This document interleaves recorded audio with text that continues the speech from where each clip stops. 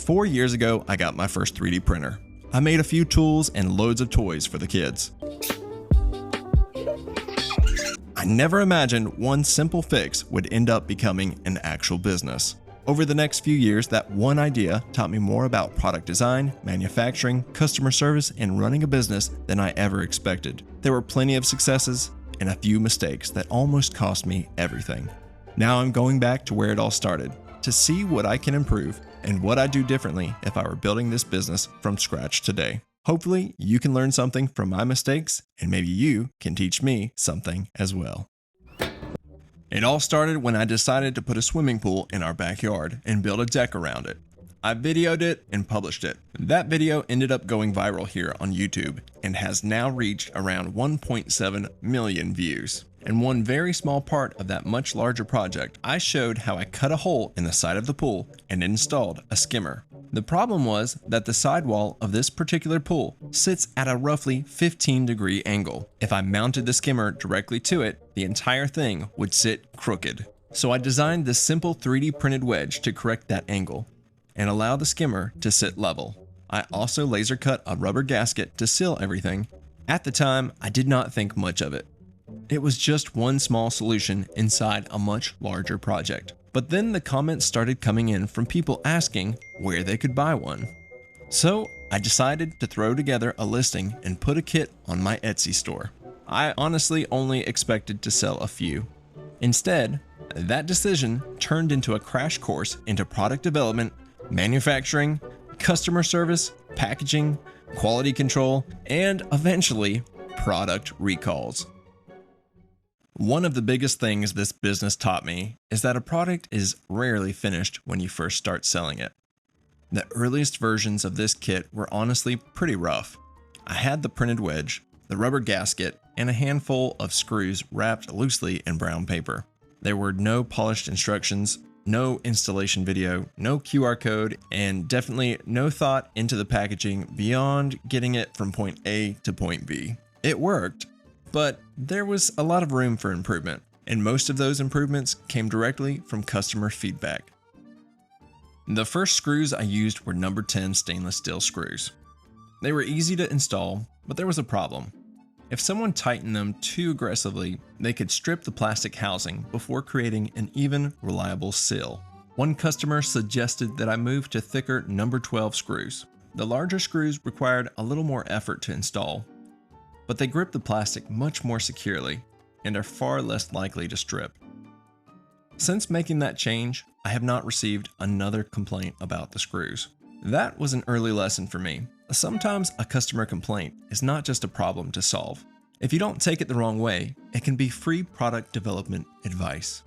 I also redesigned the printed wedge with slotted screw holes instead of the tight circular holes that I started with. Those slots give the customer a little adjustment during the installation, making it much easier to line everything up before tightening the screws. And I eventually added an optional tube of silicone for an additional $10. The kit should seal correctly with the included gasket, but some customers want that additional insurance, and giving them the option made more sense than forcing everyone to buy it. My original wedge was printed from PLA. PLA is inexpensive, easy to print, and worked surprisingly well. In fact, the original PLA wedge installed on my own pool has now survived around 3 summers without leaking. But PLA is not generally considered the best material for long-term outdoor use, especially when exposed to heat and direct sunlight. Even though mine was still working, I did not want to assume that every customer's environment would be the same. So I switched production over to PETG. PETG is better fit for an outdoor product like this. It offers better temperature resistance, improved durability, and gives a little more confidence that these wedges will continue holding up over time. That change cost me slightly more in filament, but the added peace of mind is worth it. The next major improvement was the installation process. This kit requires the customer to modify the skimmer faceplate using the included 1/4-inch drill bit. It is not an especially complicated installation, but it does require the screws to be tightened evenly. If one area is tightened too much, while another is still loose, the gasket may not compress evenly, which can create a leak. So I created a short installation video that walks customers through the entire process. Thank you for purchasing a pool skimmer wedge kit. I'm going to show you some modifications that you need to do to have a successful install. One of the most useful things I show is what I call the flashlight test. Before filling the pool back up, you shine a flashlight along the gasket line and inspect it from the opposite side.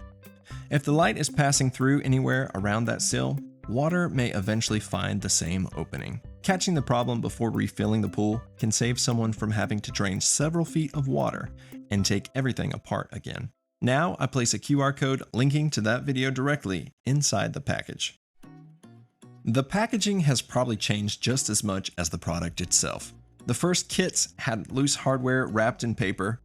Today, the screws, drill bit, printed wedge, gasket, and instructions are organized inside a sealed bag with a label explaining the contents.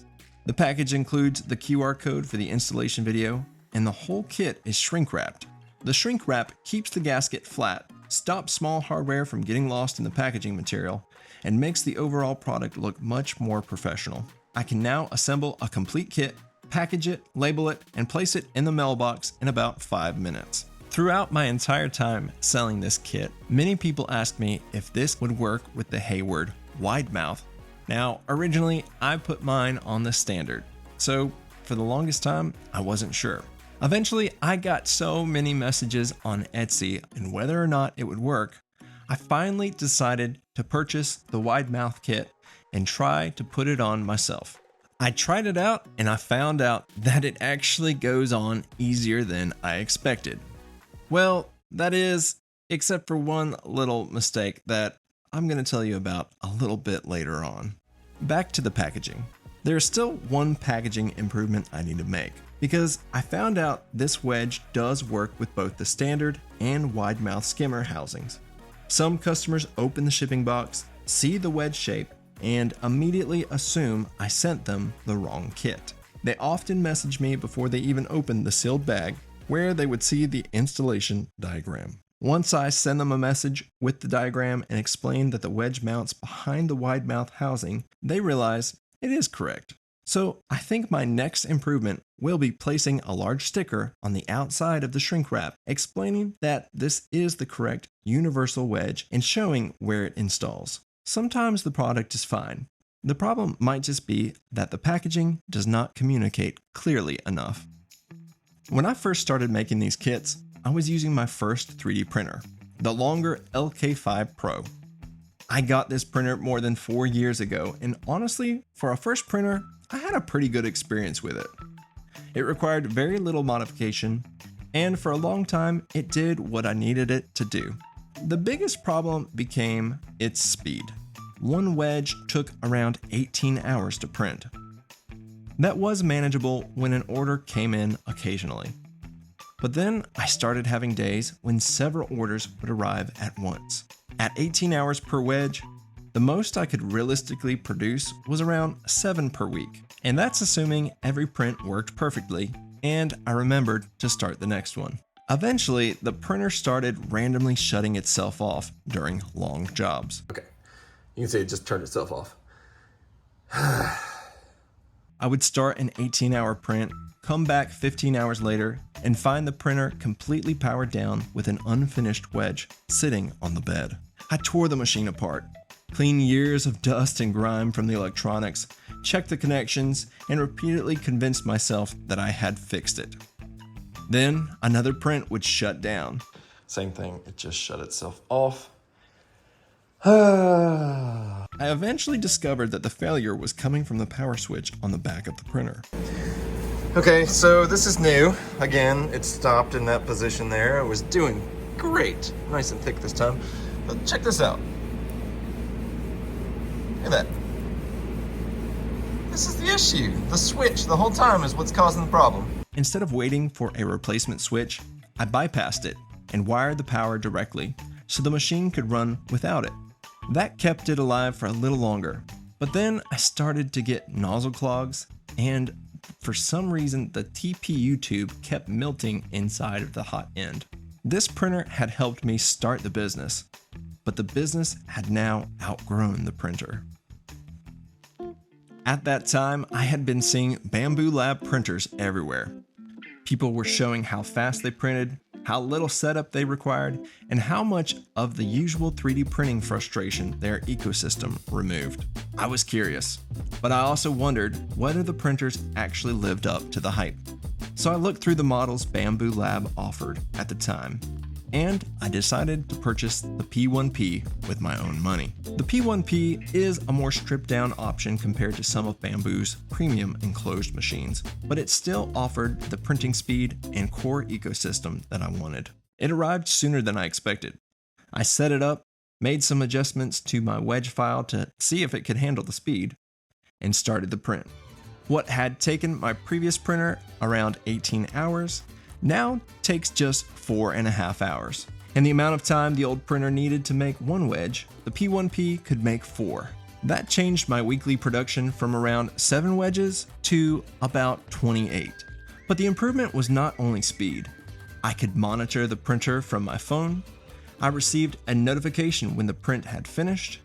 I could send files directly to the printer instead of loading them onto an SD card, walking the card to the machine, and manually starting every job.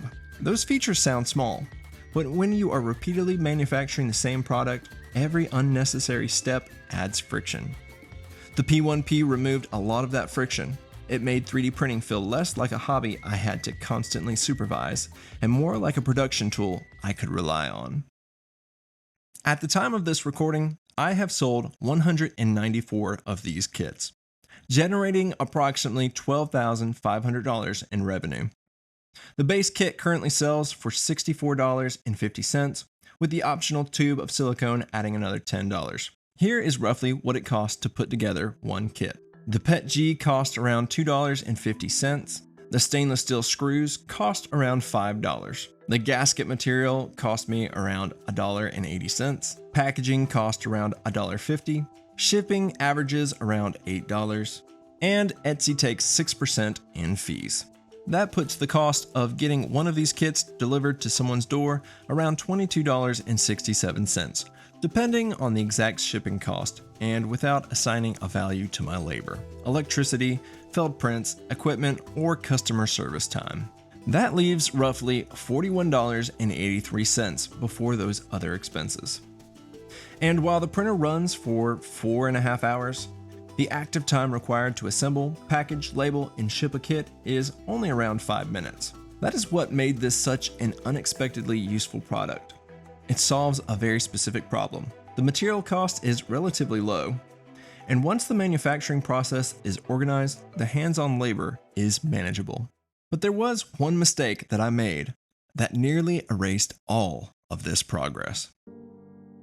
The wedge has one angled side and one flat side. In the instructions for the wide mouth version of the installation, I mistakenly told customers to place the angled side against the wide mouth housing.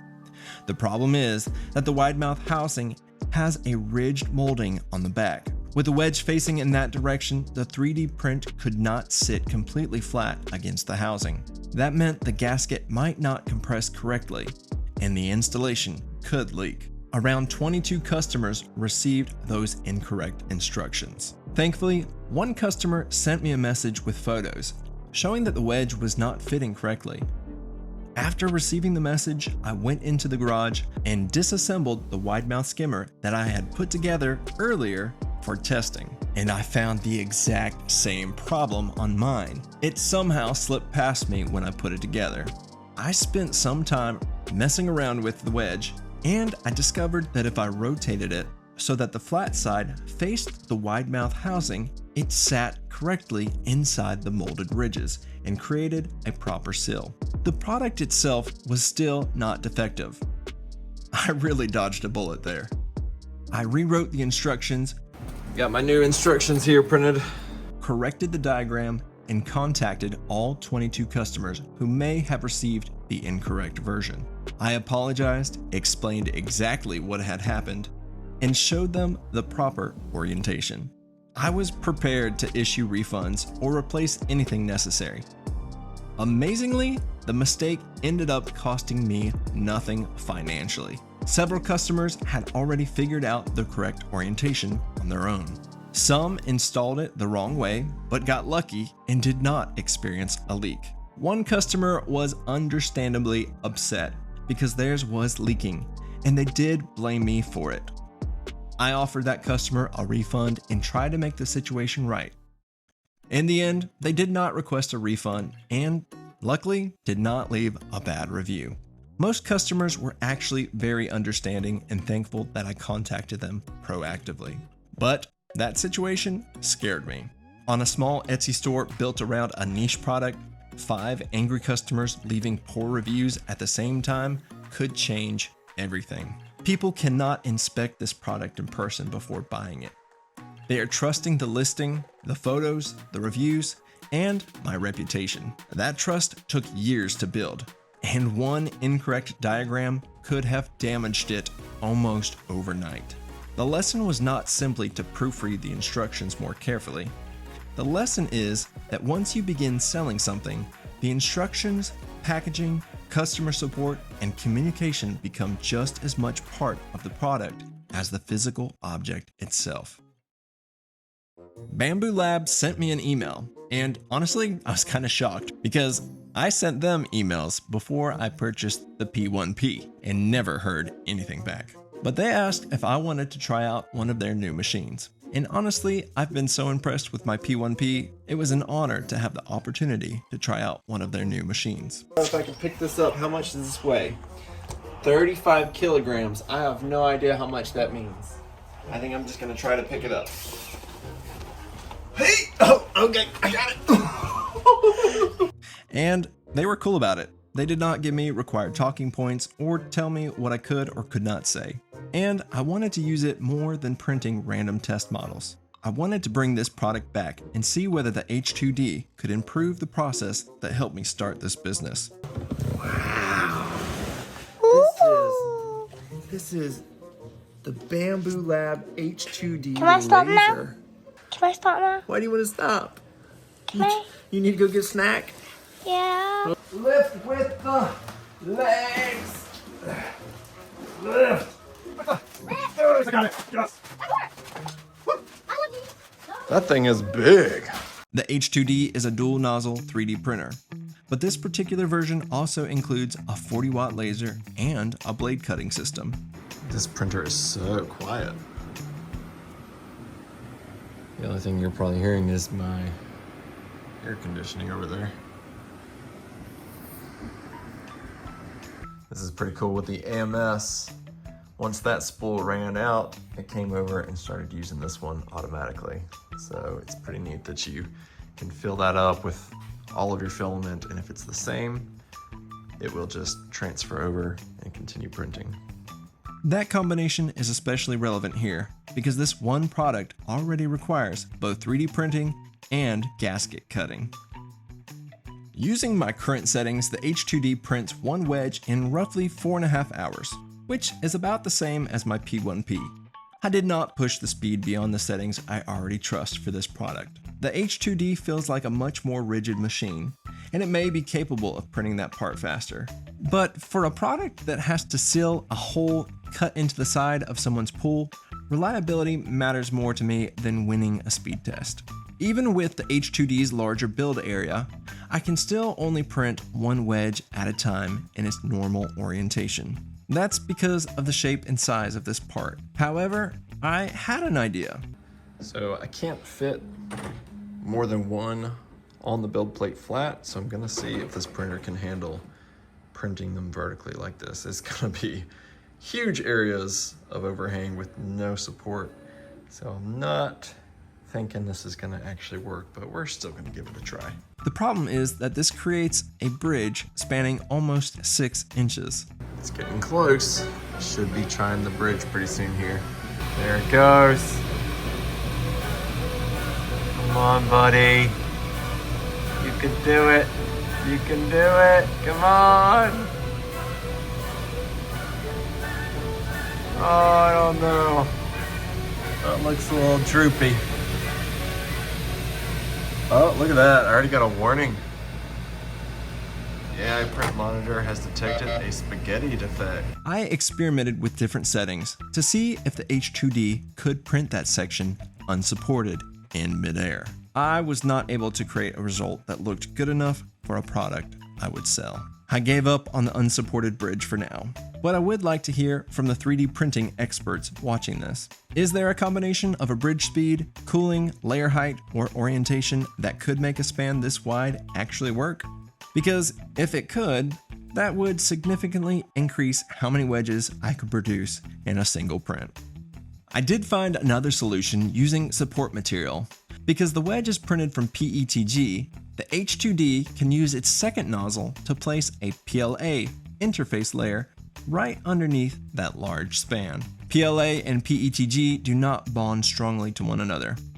That makes PLA useful as a support interface for a PETG print, because it can be removed much more easily than PETG support fused against PETG. This still requires a lot of support material, so I'm not yet convinced that printing several wedges vertically is more economical than printing them individually in their normal orientation. But it does demonstrate a production method that would have been much harder and more wasteful on my other printers.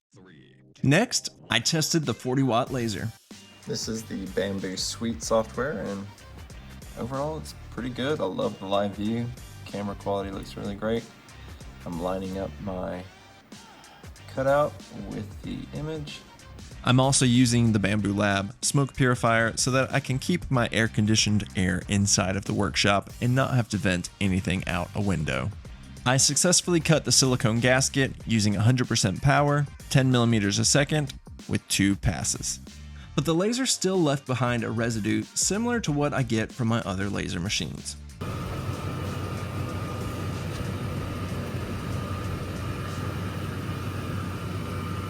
Be washed. Alright, so here we have our 3D printed part and the laser cut gasket.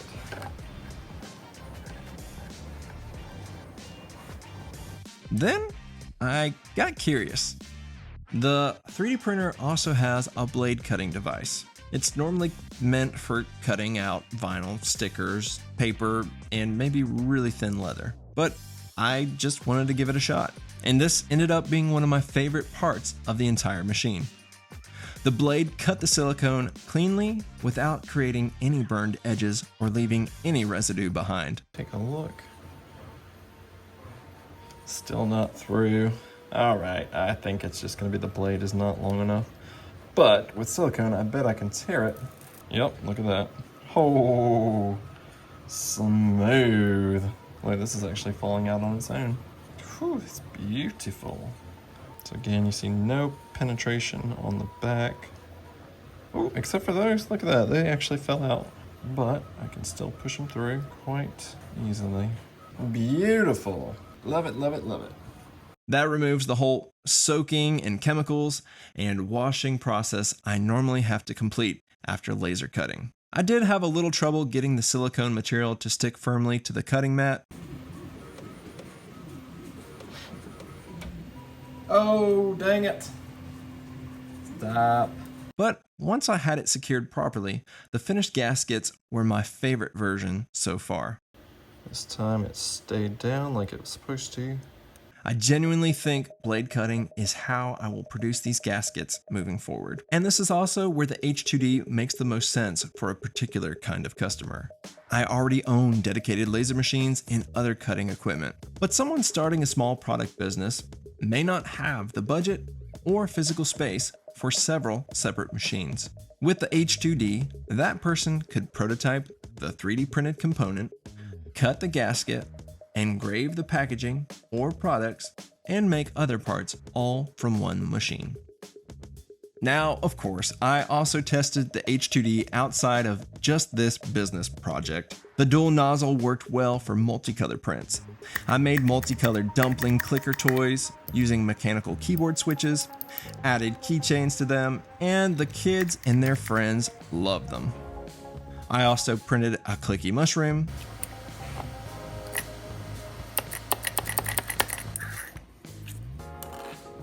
a glow-in-the-dark Jesus, and because it is apparently required by 3D printing law, I printed a Benchy. The camera system, smart monitoring are also useful. The printer can watch for failed prints using spaghetti detection. If it recognizes that a print is no longer building correctly, it can pause the job and send a notification to your phone.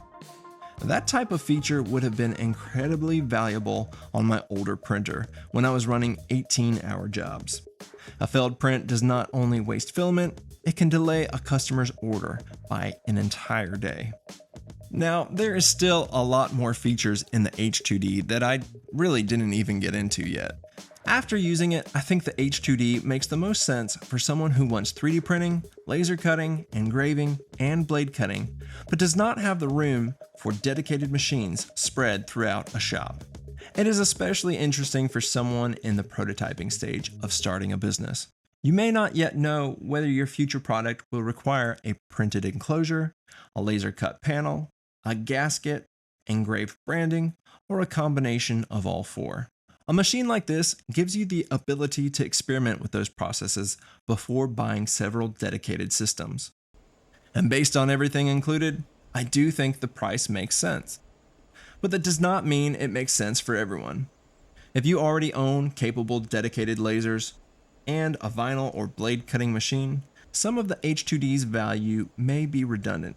In that case, you might be better served by buying a printer-only option rather than paying for tools that you already have, which Bambu also has different variations of the H2D. I know I kept calling mine the H2D, but it is the H2D full laser combo. There's also the H2D AMS combo, or the basic H2D, and of course, all of their other machines that could potentially fit whatever other needs or budgets you might have.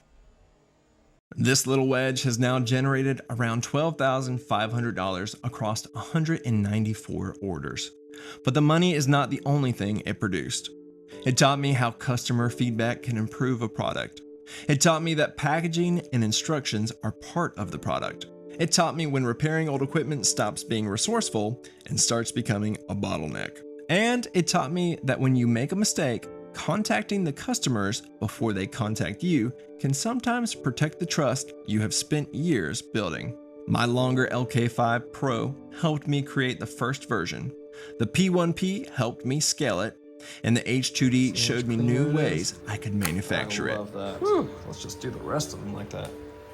Especially by combining dual nozzle printing with clean blade cut gaskets.